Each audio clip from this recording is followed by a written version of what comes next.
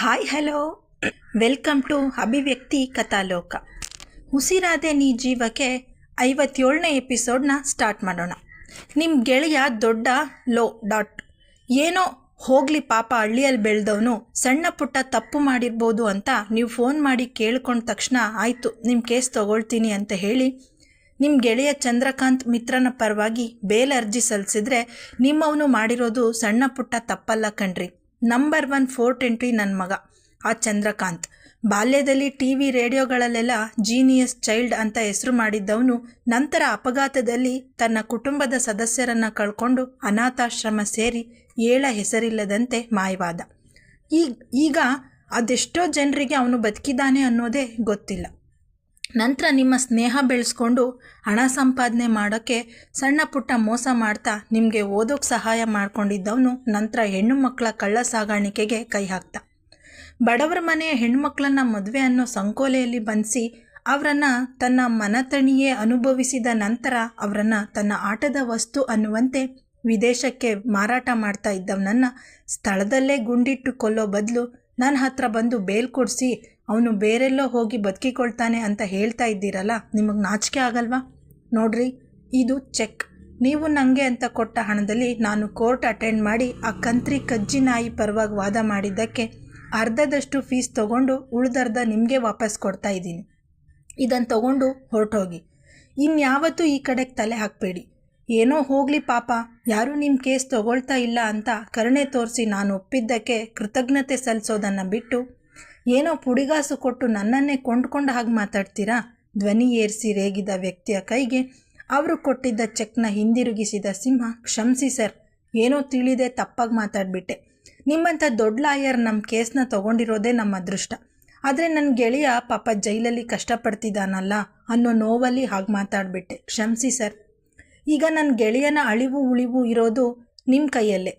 ಬಹಳ ಹಿಂದೆ ನಾನೇನಾದರೂ ಪೊಲೀಸರ ಕೈಗೆ ಸಿಕ್ಕಾಕೊಂಡ್ರೆ ನಿಮ್ಮ ಮೆಡಿಕಲ್ ರಿಪೋರ್ಟ್ನ ಕೋರ್ಟ್ಗೆ ಸಲ್ಲಿಸು, ಆಗ ನಂಗೆ ಯಾವ ಶಿಕ್ಷೆನೂ ಆಗಲ್ಲ ಅಂತ ಹೇಳಿದ ಸಿಂಹ ತನ್ನ ಗೆಳೆಯನ ಈ ಕೇಸ್ನಿಂದ ಹೊರ ಬಂದರೆ ಸಾಕು ಅನ್ನೋ ಆತಂಕದಲ್ಲಿ ಇದ್ದ. ಮೆಡಿಕಲ್ ರಿಪೋರ್ಟ್ಗಳನ್ನು ಕೂಲಂಕುಷವಾಗಿ ಪರಿಶೀಲಿಸಿದ ಚಂದನ್ ಅವರು ನಗುತ್ತಾ, ಅಂತೂ ನಿಮ್ಮ ಗೆಳೆಯ ಬುದ್ಧಿವಂತ ಅನ್ನೋದನ್ನು ನಿರೂಪಿಸ್ಬಿಟ್ಟ. ಮುಂದಿನ ವಾರ ನಿಮ್ಮ ಸ್ನೇಹಿತನನ್ನು ಪೊಲೀಸರು ಮತ್ತೆ ಕೋರ್ಟ್ಗೆ ಪ್ರೊಡ್ಯೂಸ್ ಮಾಡ್ತಾ ಇದ್ದಾರೆ.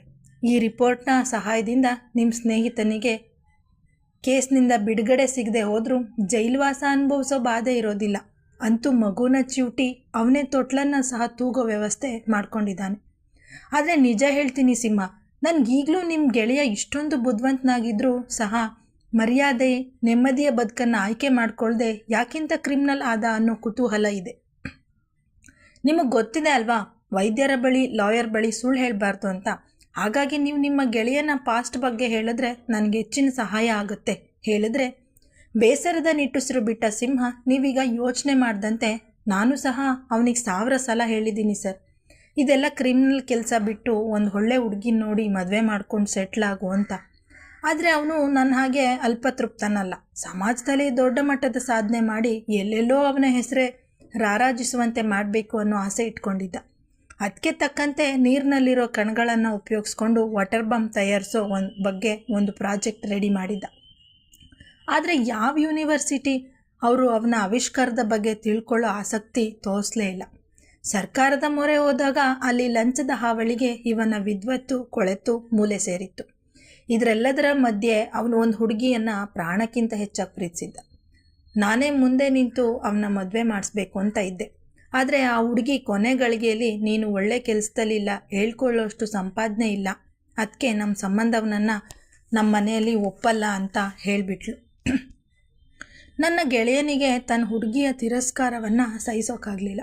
ನಿಜ ಹೇಳಬೇಕು ಅಂದರೆ ನಾವು ಬಡವರು ಅಂತ ನಮ್ಮ ಸಂಬಂಧಿಕರು ಸುತ್ತಮುತ್ತಲಿನ ಜನರು ನಮ್ಮನ್ನು ಹೆಜ್ಜೆ ಹೆಜ್ಜೆಗೂ ತಿರಸ್ಕರಿಸುತ್ತಾ ಬಂದಿದ್ದ ಕಾರಣ ಬಾಲ್ಯದಲ್ಲೇ ನಾವಿಬ್ಬರು ಮುಂದೊಂದು ದಿನ ಕೈತುಂಬ ಸಂಪಾದನೆ ಮಾಡಿ ಈ ಸಮಾಜದ ಎದುರಿಗೆ ಮೆರಿಬೇಕು ಅನ್ನೋ ಛಲ ತೊಟ್ಟಿದ್ವು. ನಾನು ಅತಿ ಸಾಧಾರಣ ಯೋಜನೆ ಮಾಡಿ ನಮ್ಮ ಆಶ್ರಮ ನಡೆಸುತ್ತಾ ಇದ್ದ ಶಾನ್ಭೋಗ್ರ ಮಗಳನ್ನೇ ಪ್ರೀತಿಸಿ ಮದುವೆ ಆದೆ. ಆಮೇಲೆ ಮನೆಯವರ ಮಧ್ಯೆ ಕಲಹ ಉಂಟಾಗುವಂತೆ ಮಾಡಿ ಅವರ ಇಡೀ ಆಸ್ತಿ ಚುಕ್ಕಾಣಿ ನನ್ನ ಕೈ ಸೇರುವಂತೆ ಮಾಡಿದೆ.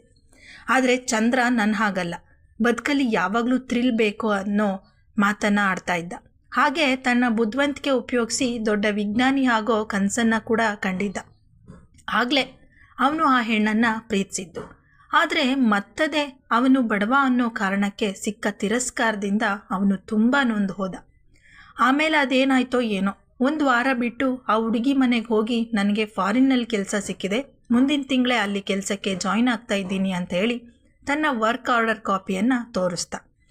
ಆ ಹುಡುಗಿಯ ಅಪ್ಪ ಅಮ್ಮ ಅವನ ಸಂಬಳದ ಪ್ಯಾಕೇಜ್ ನೋಡ್ತಲೇ ಒಂದೇ ಸಲಕ್ಕೆ ಮದುವೆಗೆ ಒಪ್ಪಿಗೆ ಕೊಟ್ಟರು ಬಿಟ್ಟರು. ಅವತ್ತು ರಾತ್ರಿ ನೀವು ನನ್ನ ಗೆಳೆಯನ ಸಂಭ್ರಮ ನೋಡಬೇಕಾಗಿತ್ತು ಸರ್. ನಾನೇನು ಅವನು ಪ್ರೀತಿಸಿದ ಹುಡುಗಿಯನ್ನು ಮದುವೆ ಆಗ್ತಾ ಇದ್ದಾನೆ ಅನ್ನೋ ಖುಷಿಯಲ್ಲಿ ಈಗಾಡ್ತಾ ಇದ್ದಾನೆ ಅಂತ ತಿಳಿದಿದ್ದೆ. ಆದರೆ ಅವನ ಯೋಚನೆಯೇ ಬೇರೆಯದ್ದಾಗಿತ್ತು. ಹೆಣ್ಣಿನ ತಂದೆ ತಾಯಿ ಹತ್ರ ಸಿಂಪಲ್ಲಾಗಿ ಮದುವೆ ಮಾಡಿಕೊಡಿ ಸಾಕು, ಹೇಗಿದ್ರೂ ನಾನೊಬ್ಬ ಅನಾಥ, ಬಂಧು ಬಳಗ ನೆಂಟರು ಅಂತ ಯಾರೂ ಇಲ್ಲ ಅಂತ ಹೇಳಿದವನು ನನಗೂ ಕೂಡ ಮದುವೆಗೆ ಆಹ್ವಾನ ನೀಡಲಿಲ್ಲ. ಅಂದು ನನಗೆ ಅವನ ಮೇಲೆ ನಿಜಕ್ಕೂ ತುಂಬ ಬೇಸರ ಆಗಿತ್ತು. ನನ್ನ ಮದುವೆ ಕೂಡ 1 ತಿಂಗಳು ಬಿಟ್ಟು ಸೆಟ್ ಆಗಿತ್ತು. ಅವನಿಗೆ ನೀನೇ ಮುಂದೆ ನಿಂತು ನನ್ನ ಮದುವೆಗೆ ಓಡಾಡಬೇಕು ಅಂತ ಹೇಳಿದ್ದೆ. ಆದರೆ ಅವನು ನನ್ನ ಮದುವೆಗೆ ಯಾರೂ ಬರಬೇಡಿ ಅಂತ ನೇರವಾಗಿ ನನಗೆ ಮಾತ್ರ ಅಲ್ಲ, ನಮ್ಮ ಆಶ್ರಮದಲ್ಲಿ ಇರುವವರಿಗೆಲ್ಲ ಹೇಳಿಬಿಟ್ಟ.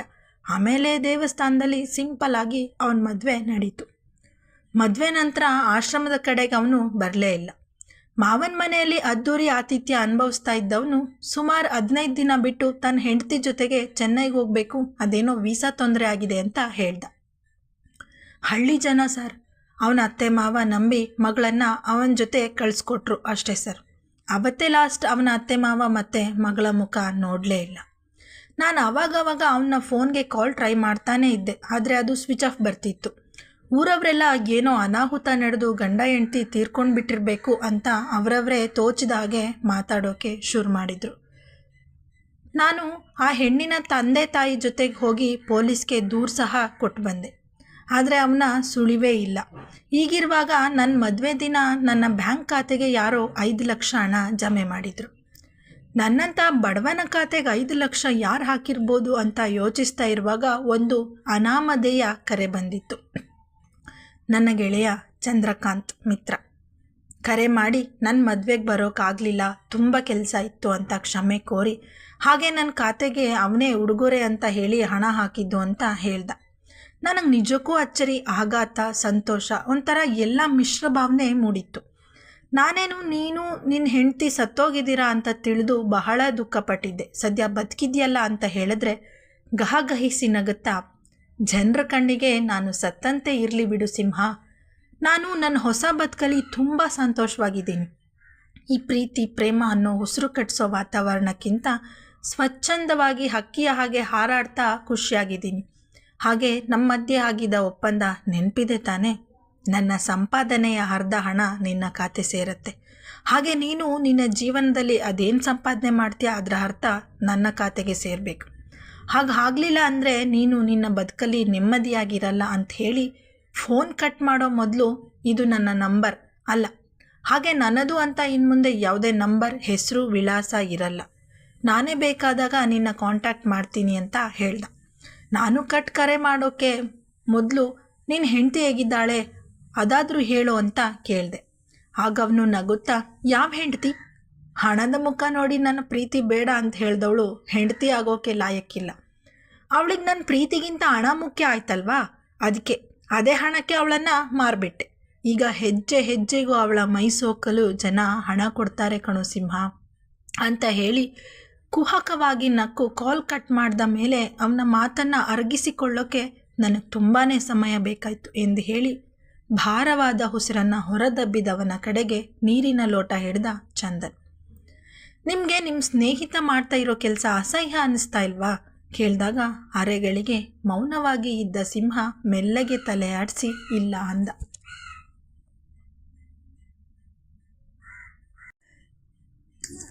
ತನ್ನ ಕುಟುಂಬದವರ ಜೊತೆ ಸಂಜೆವರೆಗೂ ತೋಟದ ಮನೆಯಲ್ಲೇ ಕಾಲ ಕಳೆದ ಓಜಸ್ಗೆ ಮಧ್ಯಾಹ್ನದಿಂದ ಸಿಂಹ ಕಾಣ್ತಾ ಇಲ್ವಲ್ಲ ಅನ್ನೋ ಅನುಮಾನ ಮೂಡಿದ್ರು ವಿಶ್ವನಾಥ್ ಅವರು ತಮ್ಮ ಅಳಿಯ ಫ್ಯಾಕ್ಟ್ರಿ ವಿಷಯವಾಗಿ ಯಾರನ್ನೋ ಭೇಟಿಯಾಗಲು ಹೋಗಿದ್ದಾನೆ ಅಂತ ಹೇಳಿದ ಮಾತನ್ನು ನಂಬಿ ಅವನು ಬಗ್ಗೆ ಹೆಚ್ಚು ತಲೆ ಕೆಡಿಸಿಕೊಳ್ಳಲು ಹೋಗಲಿಲ್ಲ. ಕ್ಯೂಟಿ, ಇವತ್ತು ರಾತ್ರಿ ನಾವು 3 ಇಲ್ಲೇ ಉಳಿದುಕೊಳ್ಳೋಣವಾ ಕೇಳ್ದ. ಆರುಷಿ ತಕ್ಷಣ ಒಪ್ಪಿಗೆ ಸೂಚಿಸಿದ್ರು. ಶಾರದಮ್ಮನವರಿಗೆ ಮಕ್ಕಳು ತೋಟದ ಮನೆಯಲ್ಲಿ ಉಳ್ಕೊಳ್ಳೋದು ಇಷ್ಟವಿಲ್ಲ. ಮನೆಯ ಹಿರಿ ಮಗ ಇದೇ ಮನೆಯಲ್ಲಿ ಆತ್ಮಹತ್ಯೆ ಮಾಡಿಕೊಂಡಿರೋದು, ಹಾಗಾಗಿ ಈ ಮನೆಯ ಮೊದಲನೇ ಮಹಡಿಯ ಮನೆಯನ್ನು ಇಂದಿಗೂ ಲಾಕ್ ಮಾಡಿ ಇಟ್ಟಿದ್ದಾರೆ. ಜಾನಕಿರಾಮನ ಸಾವಿನ ನಂತರ ಈ ಮನೆಯಲ್ಲಿ ಮಹೇಂದ್ರನ ಹೊರತಾಗಿ ಬೇರೆ ಯಾರೂ ರಾತ್ರಿ ಸಮಯದಲ್ಲಿ ಈ ಮನೆಯಲ್ಲಿ ಉಳಿದುಕೊಂಡಿಲ್ಲ. ಅದೇನೋ ಅಪಾಯ ಇದೆ ಅಂತಲ್ಲ, ಅರಿಯದ ಸಂಕಟ, ಬೇಸರ ಮನೆಯವರ ಮನಸ್ಸು ತುಂಬಿ ಜಾನಕಿರಾಮನ ನೆನೆಯುತ್ತಾ ಕಣ್ಣೀರು ಹಾಕ್ತಾರೆ ಅನ್ನೋ ಕಾರಣಕ್ಕೆ ಹೆಚ್ಚಾಗಿ ಮನೆಯವರು ತೋಟದ ಮನೆ ಕಡೆ ಬರೋದಿಲ್ಲ. ಅಲ್ಲದೆ ತಾಯಿ ಹೃದಯಕ್ಕೆ ಈಗ ತಾನೇ ಮದುವೆಯಾದ ಜೋಡಿ ಇಲ್ಲಿ ಉಳಿದುಕೊಳ್ಳೋದು ತರವಲ್ಲ ಅನ್ನುವ ಅನಿಸಿಕೆ ಮೂಡಿತು. ಅದಕ್ಕೆ ನಾಳೆ ಬೆಳಗ್ಗೆನೇ ಸೊಸೆ ಕೈಯಲ್ಲಿ ಪೂಜೆ ಮಾಡಿಸಬೇಕಾಗಿದೆ. ಹಾಗೆ ಹಾರುಷಿ ನಾಳೆ ಮನೆಯವರಿಗೆ ತಾನೇ ಸಿಹಿ ಮಾಡಿ ಬಡಿಸಬೇಕು ಅಂತ ಏನೋ ತಮಗೆ ತೋಚಿದ ಶಾಸ್ತ್ರ ಹೇಳಿ ಮಕ್ಕಳನ್ನು ಮನೆಗೆ ಹೊರಡಿಸುವ ಯೋಜನೆ ಹಾಕ್ಕೊಂಡ್ರೆ, ಮದುವೆ ಆದಮೇಲೆ ಹನಿಮೂನ್ಗೆ ಹೋಗುವ ಅದೃಷ್ಟವಂತೂ ನನಗಿಲ್ಲ. ಈ ತೋಟದ ಮನೆಯಲ್ಲಿ ಆದರೂ ಇದ್ಕೊಂಡು ನನ್ನ ಹೆಂಡತಿ ಕಾಳೋಕೋಣ ಅಂದರೆ ಅಮ್ಮ ಅದಕ್ಕೂ ಅಡ್ಗಾಲ ಆಗ್ತಾಳೆ ಎಂದು ಓಜಸ್ ಗೊಣಗಿದ್ದು ಮಹೇಂದ್ರ ಕೇಳಿಸ್ಕೊಂಡು ಕಿಸಕ್ಕನೆ ನಕ್ಕು ಬಿಟ್ಟ. ಹೋ ಬ್ರದರ್, ನಕ್ಕಿದ್ದು ಸಾಕು, ಇಲ್ಲಿ ನನ್ನ ಕಷ್ಟ ನನಗೆ. ಸಿಡಿಮಿಡಿಗೊಳ್ಳುತ್ತಲೇ ಮನೆ ಹೊರಗೆ ಬಂದವನ ಕಣ್ಣು ಚಿಂಟೂನ ಹರಸಿತ್ತು. ತನ್ನ ಅತ್ತೆಯ ಬಳಿ ಕೋರಿಕೆ ಒಡ್ಡಿ ಬೆಳ್ಳಿ ಸೈಕಲ್ನ ಎರವಲು ಪಡೆದು ಮನೆಯ ಮುಂದಿದ್ದ ವಿಶಾಲವಾದ ಅಂಗಳದ ತುಂಬ ಸೈಕಲ್ ತುಳಿಯುತ್ತಾ ಇದ್ದ ಚಿಂಟು ತನ್ನ ಅಪ್ಪನನ್ನು ಕಾಣುತ್ತಲೇ ಸೈಕಲ್ನಿಂದ ಇಳಿದು ಓಜಸ್ ಬಳಿಗೆ ಓಡ್ಬಂದು, ಪಪ್ಪ ಇಲ್ಲಿ ನೋಡಿ ಆತ, ಅದಕ್ಕೆ ಎಷ್ಟೊಂದು ಜಾಗ ಇದೆ, ಆದರೆ ನನ್ನ ಸೈಕಲ್ ಇಲ್ಲಿ ಇಲ್ವೇ ಇಲ್ಲ. ಬೆಳ್ಳಿ ಸೈಕಲ್ ತಗೊಂಡು ಓದಿಸಿದೆ. ಥ್ಯಾಂಕ್ ಯು ಬೆಳ್ಳಿ, ಮುದ್ದಾಗಿ ನಕ್ಕು ಹೇಳಿದ. ನನಗೆ ನಿನ್ನ ಥ್ಯಾಂಕ್ಸ್ ಬೇಯ, ಇನ್ಮೇಲೆ ನೀನು ನನ್ನ ಸೈಕಲ್ ಮುತ್ತಬೇಡ. ಇದು ನನಗೆ ನನ್ನ ಅಪ್ಪ ಕೊಸಿದ್ದು. ಅಮ್ಮ, ನನ್ನ ಸೈಕಲ್ ಇವನಿಗೆ ಕೊಬ್ಬೇಡ, ಮುಖ ದುಮ್ಮಿಸ್ಕೊಂಡು ಹೇಳಿದ್ರೆ ಚಿಂಟು ಸ್ವಲ್ಪ ಕೂಡ ಬೇಸರ ಮಾಡ್ಕೊಳ್ದೆ, ಸಾರಿ ಬೆಳ್ಳಿ, ನಾನು ಇನ್ಮೇಲೆ ನಿನ್ನ ಸೈಕಲ್ ಮುತ್ತಲ್ಲ. ಅಮ್ಮ ಯಾವಾಗೂ ನಂಗೆ ಹೇಳ್ತಾರೆ ಚಿಂಟು ಬೇರೆಯವರ ವಸ್ತು ಮುಟ್ಟಬಾರ್ದು ಅಂತ. ಅದಕ್ಕೆ ನನಗೆ ಸೈಕಲ್ ಅಂದರೆ ತುಂಬ ಇಷ್ಟ. ನನಗೂ ಪಪ್ಪ ಸೈಕಲ್ ಕೊಸಿದ್ದಾರೆ, ಆದರೆ ಅದು ಊರಲ್ಲಿದೆ ಹೇಳಿ ತನ್ನ ಪಪ್ಪನ ಕಾಲು ಬೆಳೆಸಿ ನಿಂತು, ನನ್ನ ಸೈಕಲ್ ಬ್ಲೂ ಕಲರ್ ಇದೆ, ಪಪ್ಪ ನನಗೆ ಗಿಫ್ಟ್ ಮಾಡಿದ್ದು ಹೆಮ್ಮೆಯಿಂದ ಹೇಳಿದ ಮಗನ ಮಾತಿನಲ್ಲಿ ತನ್ನ ತಂದೆಯ ಮೇಲಿದ್ದ ಪ್ರೀತಿ ಮಾತ್ರವೇ ಕಾಣ್ತಿತ್ತು. ಆದರೆ ಬೆಳ್ಳಿಗವನ ಮಾತುಗಳನ್ನು ಕೇಳಿ ಬೇಸರ ಹೆಚ್ಚಾಗಿದ್ದ ಕಾರಣ ನನ್ನ ಸೈಕಲ್ ಸಹ ಬ್ಲೂ ಇದೆ ಹೇಳಿದ್ಲು. ನಗುತ್ತಾ ಮೆಲ್ಲಗೆ ತನ್ನ ಪುಟ್ಟ ಕೈಗಳಲ್ಲಿ ಹಣೆ ಚೆಚ್ಕೊಂಡ ಚಿಂಟು, ಇದು ಬ್ಲೂ ಅಲ್ಲ ಬೆಳ್ಳಿ, ವೈಟ್ ಮತ್ತು ಪಿಂಕ್ ಇದೆ ಹೇಳಿದ್ರೆ, ಸತ್ಯ ಅಚ್ಚರಿಯಲ್ಲಿ ನಿನಗೆಲ್ಲ ಕಲರ್ಸ್ ಗುರ್ತಿಡಿಯೋಕೆ ಬರುತ್ತಾ ಚಿಂಟು ಕೇಳಿದ್ಲು. ಬೆಳ್ಳಿ ಕೆಲವು ಬಣ್ಣಗಳನ್ನು ಗುರ್ತಿಡಿಯಲು ಗೊಂದಲ ಮಾಡ್ಕೊಳ್ತಾಳೆ. ಆದರೆ ಚಿಂಟು ಆಗ್ಲಿಂದ ಮನೆ ಸುತ್ತ ಸೊಂಪಾಗಿ ಬೆಳೆದಿರೋ ಹೂಗಿಡಗಳು ಹಾಗೆ ತರಕಾರಿ ಕೈತೋಟ ಇರೋ ಕಡೆಗೆಲ್ಲ ಹೋಗಿ ಹೂಗಳ ಬಣ್ಣಗಳನ್ನು ಅಲ್ಲದೆ ತರಕಾರಿಗಳನ್ನು ಸಹ ಗುರುತಿಸಿ ಕನ್ನಡ ಹಾಗೆ ಇಂಗ್ಲೀಷ್ನಲ್ಲಿ ಅದರ ಹೆಸರುಗಳನ್ನು ಹೇಳ್ತಾ ಇದ್ದಿದ್ದನ್ನು ಗಮನಿಸಿದ್ದ ಸತ್ಯಗೆ ನಿಜಕ್ಕೂ ಅಚ್ಚರಿಯಾಗಿತ್ತು. ತಂಗಿಯ ಮಾತಿನಿಂದ ಹೆಮ್ಮೆಯಿಂದ ತನ್ನ ಕಾಲರ್ ಏರಿಸಿದ ಓಜಸ್, ಯಾರ ಮಗ ಹೇಳಿಯವನು, ನಾನು ಹಾಗೆ ಜಾಣ ಬುದ್ಧಿವಂತ ಹೇಳುವಾಗ ಮಹೇಂದ್ರ ನಗುತ್ತಾ, ನೀನು ಹಾಗೆ ತುಂಟ ಹೇಳಿದಾಗ ಅವನನ್ನೇ ಓಜಸ್ ಗುರಾಯಿಸ್ಕೊಂಡು ನೋಡ್ದ. ಮತ್ತಿನ್ನೇನೋ ಓಜು, ಬಂದಾಗಿಂದ ನಾನು ಇವನ ಗೆಳ್ತನ ಬೆಳೆಸ್ಕೊಳ್ಳೋಕೆ ಪ್ರಯತ್ನ ಪಡ್ತಾನೇ ಇದ್ದೀನಿ. ಈ ದೊಡ್ಡಪ್ಪನ ಕಡೆಗೆ ಗಮನವೇ ಇಲ್ಲ.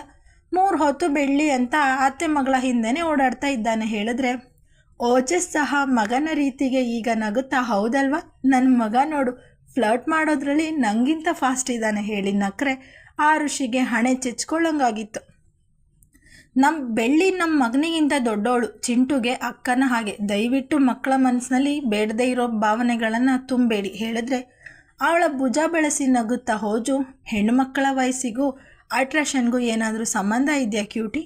ಈಗ ನಿನ್ನ ಫ್ರೆಂಡ್ ತ್ವಿಷಾ ಜೊತೆಗೆ ನಾನು ಅವತ್ತು ನಿಮ್ಮ ಆಫೀಸ್ ಪಾರ್ಟಿಯಲ್ಲಿ ಡ್ಯಾನ್ಸ್ ಮಾಡ್ತಾ ಇದ್ದಾಗ ನೀನು ಮಾತ್ರ ಅಲ್ಲ, ಅಲ್ಲಿದ್ದವರೆಲ್ಲ ಕಣ್ಬಿಟ್ಟು ವಾವ್ ಏನು ಜೋಡಿ ಅಂತ ಹೇಳ್ತಾ ಇದ್ರಲ್ವಾ, ಅವರು ನನಗಿಂತ ಸುಮಾರು 2 ವರ್ಷಕ್ಕೆ ದೊಡ್ಡವರು ಅನ್ನೋದು ಆಗ ನಿನಗೆ ಗೊತ್ತಿರಲಿಲ್ವಾ ಕೇಳಿದ್ರೆ, ಕೆಂಗಣ್ಣು ಬಿಟ್ಟು ಓಜಸ್ ಕಡೆಗೆ ನೋಡಿದವಳು ತನ್ನ ಭುಜದ ಮೇಲಿದ್ದ ಅವನ ಕೈಯನ್ನು ಹೊರಟಾಗಿ ಸರಿಸಿ, ನಾನೇನು ನಿಮ್ಮ ಡ್ಯಾನ್ಸ್ ನೋಡಿ ವಾವ್ ಅಂತ ಹೇಳಲಿಲ್ಲ, ನಿಮಗೆ ಮರ್ತು ಹೋಗಿದೆ ಅನಿಸುತ್ತೆ. ಚಿಂಟುಗೆ ಅವತ್ತು ಮಶ್ರೂಮ್ ತಿಂದು ಅಲರ್ಜಿ ಆಗಿ ಆರೋಗ್ಯ ಹದಗೆಟ್ಟಿತ್ತು ಅಂತ ಹೇಳಿ, ಮಹೇಂದ್ರಣ್ಣ ಮಳೆ ಬರೋ ಆಗಿದೆ, ಬನ್ನಿ ಬೇಗ ಮನೆಗೆ ಹೋಗೋಣ, ಇಲ್ಲಿ ಪಾಪ ಯಾರೋ ಸಾಲ್ಸಾ ಮಾಡೋ ಮೂಡಲ್ಲಿದ್ದಾರೆ, ನಾವ್ಯಾಕೆ ಇಲ್ಲಿದ್ದು ಅವ್ರಿಗೆ ತೊಂದರೆ ಕೊಡಬೇಕು ಹೇಳಿ ಹೊರಡಲು ನೋಡಿದ ಹುಡುಗಿಯ ಕೈ ಹಿಡಿದು ಸಾಲ್ಸ ಮಾಡು ಅಂತ ಹೇಳಿ ನನ್ನ ಪಾರ್ಟ್ನರ್ ಆಗಿ ನೀನೇ ನನ್ನ ಬಿಟ್ಟು ಹೋಗೋದಾ ಕೇಳುತ್ತಾ ಅವಳ ನಡು ಬಳಸಿ ತನ್ನತ್ತ ಸೆಳೆದುಕೊಂಡವನು. Will you dance with me? Ojas ಮಾತುಗಳನ್ನು ಕೇಳಿ ಆರುಷಿ ಕದಪುಗಳು ರಂಗೇರಿದ್ದನ್ನು ಗಮನಿಸಿದ ಓಜಸ್ಗೆ ಅವಳ ಈ ನಡವಳಿಕೆ ತುಂಬಾ ಹೊಸತಂತೆ ಕಂಡರೂ ಅವಳನ್ನು ಕಾಡುವ ಬಯಕೆ ಉಂಟಾಗಿ will you dance with me ಅಂತ ಕೇಳೋಣ ಅಂತಿದ್ದೆ. ಆದರೆ ನನಗೆ ನಿಂಗಿಂತ ಚಿಂಟುನೇ ಬೆಸ್ಟ್ ಡಾನ್ಸ್ ಪಾರ್ಟ್ನರ್ ಅಲ್ವಾ ಕಂದ? ನನ್ನ ಜೊತೆ ಡಾನ್ಸ್ ಮಾಡ್ತೀಯಾ ಕೇಳಿದ್ರೆ ಚಪ್ಪಾಳೆ ತಟ್ಟುತ್ತಾ ನಿಂತಲ್ಲೇ ಜಿಗಿಯಲು ಶುರು ಮಾಡಿದ್ದ ಚಿಂಟು. ಹ್ಞೂ ಪಪ್ಪ, ಡಾನ್ಸ್ ಮಾಡ್ತೀನಿ. ನೀವು ತಿಶಾ ಆಂಟಿ ಅವತ್ತು ಡಾನ್ಸ್ ಮಾಡಿದ್ರಲ್ಲ, ಹಾಗೆ ಮಾಡ್ತೀನಿ ಹೇಳುವಾಗ ಆಗ ತಾನೇ ಮನೆಗೆ ತೆರಳಲು ಸಜ್ಜಾಗಿ ತೋಟದ ಮನೆ ಹೊರಗೆ ಬಂದಿದ್ದ ಮನೆಯವರು ಮಗು ಮಾತು ಕೇಳಿ ಓಜಸ್ ಕಡೆಗೆ ಬೇಸರ ಮುಖ ಹೊತ್ತು ನೋಡಲು ಅಲ್ಲಿದ್ದ ತ್ವಿಷಾ ಸಹ ಅಪರಾಧಿ ಭಾವದಲ್ಲಿ ತಲೆ ತಗ್ಗಿಸಿ ನಿಂತಳು. ಕತೆ ಮುಂದಿನ ಭಾಗದಲ್ಲಿ ಮುಂದುವರಿಯುವುದು. Thank you.